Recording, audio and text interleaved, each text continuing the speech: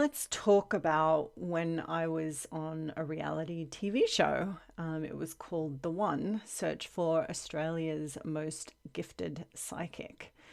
So this included, and not including the auditioning process and what we had to go through to actually get on the show, but they chose 10 of us from, I believe, thousands of applications. And once we were actually on the show, what that included was 8 weeks of tasks or challenges. So they had two judges. One was a skeptic and one was a practicing witch.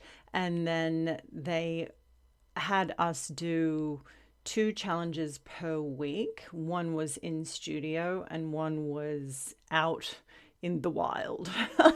And that included some pretty crazy scenarios, such as trying to find a diamond thief on a moving public train, flying around in helicopters, trying to find people that had supposedly been kidnapped and stuffed in the boot of a car or the trunk of a car in a crowded car park, finding how someone was murdered in their apartment.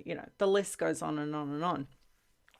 Also, the in-studio challenges were obviously very confronting. When you're in a studio being put under immense pressure to perform and entertain and amaze people, it brings through a whole added level of difficulty.